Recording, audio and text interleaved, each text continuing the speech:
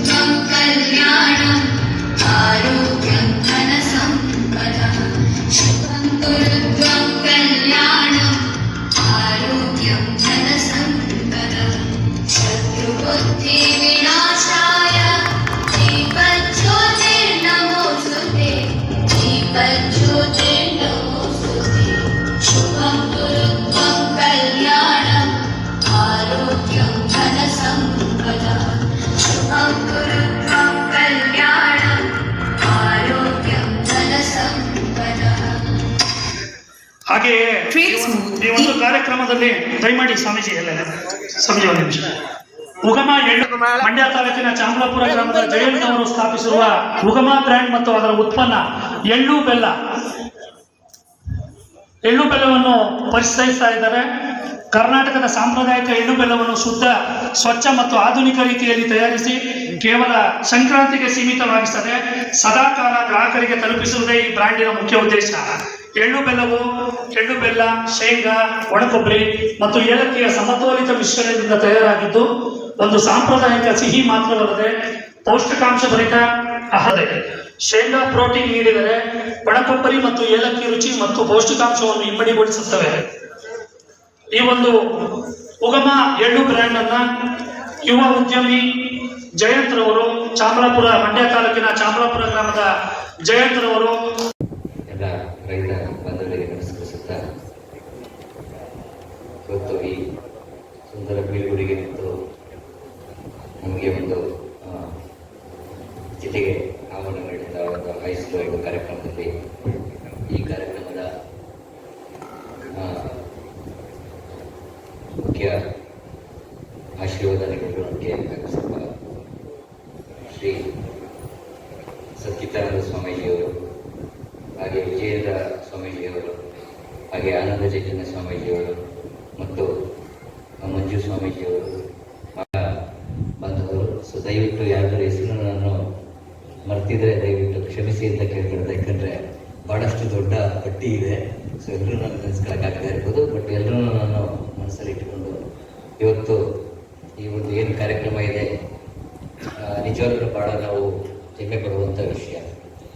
ಯಾವುದೇ ಒಂದು ಅಧಿಕಾರಿಗೆ ಅವರು ನಿರ್ಗಮಿಸುವಂಥ ಸಮಯದಲ್ಲಿ ಅವರು ಏನು ಒಂದು ಜನರು ಗೌರವ ಕೊಟ್ಟವರನ್ನ ಒಂದು ಬಿಡುಗಡೆ ಕೊಡ್ತಾರೆ ಉತ್ತಮ ರೀತಿಯಲ್ಲಿ.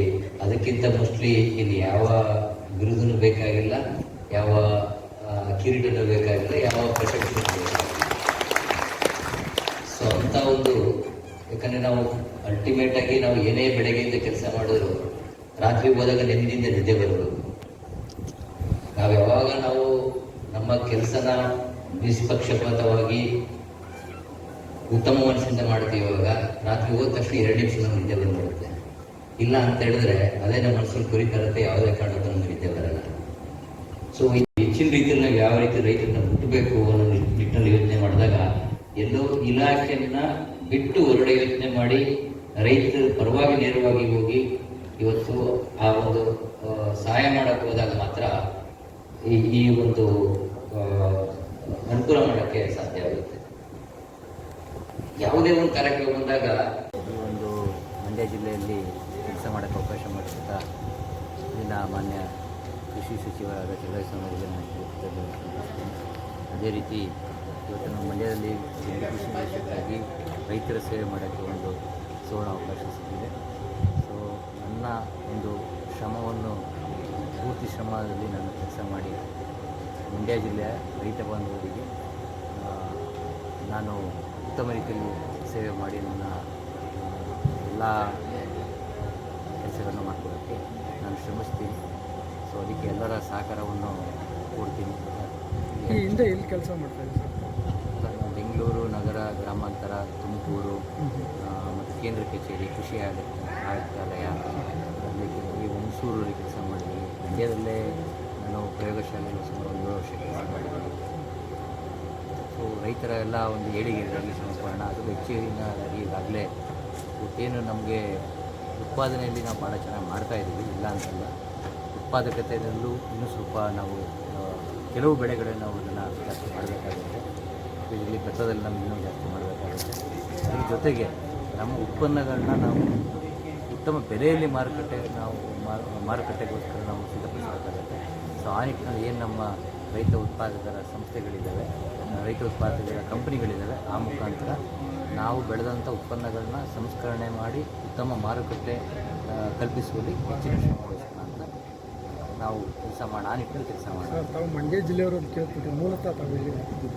ಇನ್ನು ಮಂಡ್ಯ ಜಿಲ್ಲೆ, ಮಂಡ್ಯ ತಾಲೂಕು, ಗುದ್ದ ಹೋಬಳಿ, ಗುನ್ನಾಯ್ಕನಹಳ್ಳಿ ಗ್ರಾಮ. ಸರ್, ಇನ್ನೊಂದು, ಈಗ ಕೃಷಿ ಇದರಲ್ಲಿ ತಾವು ಎಲ್ಲ ಹೊಸ ಹೊಸ ತಳಿಗಳು ಇದು ಮಾಡ್ತೀರಾ. ಬಟ್ ಆ ತಳಿಗಳಿಗೆ ಯೂರಿಯಾ ಇದೆಲ್ಲ ಹಾಕ್ಲಿಲ್ಲ ಅಂದರೆ ಅದು ಬೆಳೆಯೋದೇ ಇಲ್ಲ. ಗೊಬ್ಬರ ಮತ್ತು ಹಿಂದಿನ ಒಂದು ಇದಕ್ಕೆ ಹೋಗ್ಬೇಕು ಅಂತ ನೀವು ಹೇಳ್ತೀರಾ. ಆ ಹಿಂದಿನ ಇದಕ್ಕೆ ಹೋದರೆ ಮಣ್ಣು ಅದಕ್ಕೆ ಸಪೋರ್ಟ್ ಮಾಡಲ್ಲ. ಇದಕ್ಕೆ ಏನು ಪೂರಕವಾಗಿದೆ? ಯಾವುದೇ ತಳಿದು ನಿಮಗೆ ಹೈಬ್ರಿಡ್ ಆಗಿರಲಿ ಅಥವಾ ತಳಿ ಯಾವುದೇ ತಳಿಗಳಾಗಿರಲಿ, ಅದರದ್ದು ಒಂದು ನಿರ್ದಿಷ್ಟ ಒಂದು ಕೆಪಾಸಿಟಿ ಅಂದರೆ ಅದರಿಂದ ಒಂದು ಇಳುವರಿ ಮಟ್ಟ ಇರುತ್ತೆ. ಆ ಇಳುವರಿ ಮಟ್ಟನ ಪೂರ್ಣವಾಗಿ ತಗೊಳ್ಬೇಕು ಅಂತ ಹೇಳಿದ್ರೆ ರಸಗೊಬ್ಬರ ಬಳಸಬೇಕಾಗುತ್ತೆ. ರಸಗೊಬ್ಬರ ಬಳಸಬೇಕಾದ್ರೆ ನೀವು ನೋಡ್ತಾ ಇದ್ದೀವಿ, ನಾವು ಏನು ಶಿಫಾರಸು ಮಾಡಿದ್ದೀವಿ ಅದಕ್ಕಿಂತ 2-3 ಪಟ್ಟು ರಸಗೊಬ್ಬರನ ಬಳಸ್ತಾ ಇದ್ದೀವಿ. ಸೊ ಅದು ಅವಶ್ಯಕತೆ ಇಲ್ಲ. ಯಾಕಂದರೆ ನೀವು ಜಾಸ್ತಿ ಬಳಸಿದಷ್ಟು ಅದು ವೇಸ್ಟ್ ಆಗುತ್ತೆ ಹೊರತು ಯಾವುದೇ ಕಾರಣಕ್ಕೂ ಬೆಳೆಗಳಿಗೆ ಲಭ್ಯತೆ ಆಗಲ್ಲ. ಈಗ ನಾವೇ ಆದ್ರೂ ಅನ್ನ ಎಷ್ಟು ಊಟ ಮಾಡ್ಬೋದು, ನಾವು ಮುದ್ದೆ ಎಷ್ಟು ಊಟ ಮಾಡ್ಬೋದು, ತದನಂತರ ಮಾಡಿದ್ರೆ ನಮ್ಗೆ ವಾಂತಿನೇ ಆಗುತ್ತೆ ಹೊರತು ಇಲ್ಲ ಇನ್ನೂ ಬೇರೆ ರೀತಿ ದುಷ್ಪರಿಣಾಮ ಆಗುತ್ತೆ. ಅದೇ ರೀತಿ ಬೆಳೆಗಳಿಗೂ ಅಷ್ಟೇ. ಸೊ ನನ್ನ ಒಂದು ಕೋರಿಕೆ ಅಂತ ಹೇಳಿದ್ರೆ, ಏನು ಶಿಫಾರಸು ಮಾಡಿದರೆ ಆ ಪ್ರಮಾಣದ ರಸಗೊಬ್ಬರ ಬಳಸಬೇಕು. ಅದಕ್ಕಿಂತ ಹೆಚ್ಚಿನದಾಗಿ ನಾವು ಹೇಳೋದಾಗೆ ನಾವು ಮುಂದಿನ ದಿನಗಳಲ್ಲಿ ಪ್ರತಿ ವರ್ಷ ನಾವು ಉತ್ತಮ ಇಳುವರಿ ತಗೊಳ್ಬೇಕು, ಉತ್ತಮ ಬೆಳೆ ಬೆಳಿಬೇಕು, ರೋಗ ನಿರೋಧಕ ಬೆಳೆಗಳನ್ನ ಬೆಳಿಬೇಕು. ಅಂದರೆ ಕೀಟ ಮತ್ತು ಈ ರೋಗ ಅದನ್ನು ತಡ್ಕೊಳ್ಳುವಂಥ ಶಕ್ತಿ ಬೆಳೆಗಳಿಗೆ ಬೇಕು ಅಂತ ಹೇಳಿದ್ರೆ ನಾವು ಕೊಟ್ಟಿಗೆ ಗೊಬ್ಬರನ ಬಳಸಲೇಬೇಕಾಗುತ್ತೆ. ಇವತ್ತಿನ ಪರಿಸ್ಥಿತಿಯಲ್ಲಿ ನಾವು ರಾಸುಗಳ ಸಂಖ್ಯೆನ ಕಮ್ಮಿ ಮಾಡ್ಕೊಂಡಿದ್ದೀವಿ. ಸೊ ಅದೇ ಮೂಲ ಕಾರಣ. ಸೊ ರಾಸುಗಳ ಸಂಖ್ಯೆ ಕಮ್ಮಿ ಮಾಡ್ಕೊಂಡಾಗ ಅಟ್ಲೀಸ್ಟ್ ಇದ್ದಂಥ ಗೊಬ್ಬರದಲ್ಲಿ ನಾವು ಏನು ಸಾವಯವ ಗೊಬ್ಬರ ಮಾಡ್ತಾಯಿದ್ವಿ ಅದನ್ನು ನಾವು ಹೆಚ್ಚಿನ ಪ್ರಮಾಣದಲ್ಲೇ ಅದು ಈಗ ಬೀಜಾಮೃತ ಮಾಡೋದಿರ್ಬೋದು, ಜೀವಾಮೃತ ಮಾಡೋದಿರ್ಬೋದು, ಇಲ್ಲ ಎರೆಗೊಬ್ಬರ ಮಾಡೋದಿರ್ಬೋದು. ಅದ್ರ ಜೊತೆಗೆ ಹಸಿರೆಲೆ ಗೊಬ್ಬರಗಳನ್ನು ಸಾಕಷ್ಟು ಬಳಕೆ ಮಾಡೋದ್ರಲ್ಲಿ 1 ವರ್ಷ, 2 ವರ್ಷ, 3ನೇ ವರ್ಷದ ಗ್ಯಾರಂಟಿ ಅದರ ಪರಿಣಾಮ ನಮಗೆ ಉತ್ತಮ ಪರಿಣಾಮ ಇದ್ದೇ ಬರುತ್ತೆ. ಜೊತೆಗೆ ಅದನ್ನು ನಮ್ಮ ಮುಂದಿನ ವರ್ಷಗಳಲ್ಲಿ ನಮಗೆ ಪ್ರತಿ ವರ್ಷ ಉತ್ತಮ ಇಳುವರಿ ಕೊಡೋಕ್ಕೆ ಭಾಳಷ್ಟು ಸಹಕಾರಿಯಾಗುತ್ತೆ. ಸೊ ಅದು ಮಾಡದಿರೋದೇ ನಮ್ಗೆ ಇವತ್ತು ಇಷ್ಟೆಲ್ಲ ಕಾರಣ. ರೈತರಿಗೆ